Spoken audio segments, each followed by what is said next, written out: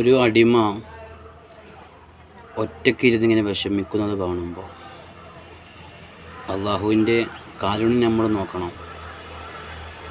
അള്ളാഹു നമുക്ക് തരുന്ന പ്രതീക്ഷ എത്രത്തോളമാണെന്ന് നമ്മൾ നോക്കണം.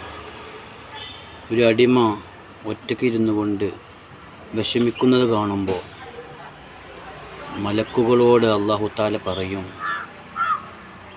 അവൻ ഉദ്ദേശിക്കുന്നതിനേക്കാൾ, അവൻ വിചാരിക്കുന്നതിനേക്കാൾ കൂടുതലായി അവനക്ക് ഞാൻ കൊടുത്തിരിക്കുമെന്ന് അള്ളാഹു തആല മലക്കുകളോട് പറയുമത്രേ. അതുകൊണ്ട് തന്നെ നമ്മൾ എത്രത്തോളമാണ് അള്ളാഹുവിനോട് ചോദിക്കുന്നത്, എത്രത്തോളമാണ് നമ്മൾ കഷ്ടപ്പെടുന്നത്, അതിൻ്റെ ഇരട്ടിയായി ചിലപ്പോൾ ആ സമയത്ത് തന്നെ തന്നേക്കാം, അല്ലെങ്കിൽ കുറച്ച് കഴിഞ്ഞ് നമുക്ക് തന്നേക്കാം.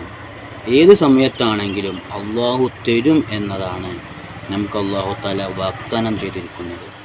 അതുകൊണ്ട് നമുക്ക് എത്ര വലിയ കഷ്ടപ്പാടുകളും പ്രയാസങ്ങളും ഉണ്ടായാലും അതിനൊരു ദിവസം പരിഹാരം അള്ളാഹു തആല തന്നെ ചെയ്യുമെന്ന് നമുക്ക് ഈ ഒരു ചരിത്രത്തിലൂടെ നമുക്ക് മനസ്സിലാകുന്നുണ്ട്.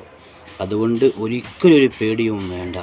അള്ളാഹ് എന്നെ പ്രയാസപ്പെടുത്തി, അല്ലെങ്കിൽ അള്ളാഹു ഒന്നും തന്നില്ല എന്നൊന്നും പറഞ്ഞ് ഒരു നിരാശയും നമുക്ക് വേണ്ട.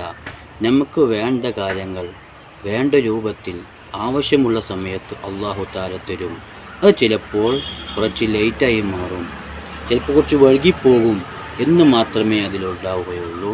അതുകൊണ്ട് പേടിക്കാതിരിക്കുക, ഭയക്കാതിരിക്കുക. അള്ളാഹു തആല നമ്മളെ കൂടെയുണ്ട്. അള്ളാഹു നമുക്ക് തൗഫീഖ് നൽകട്ടെ. അസ്സലാമു അലൈക്കും വറഹ്മത്തുള്ളാഹി.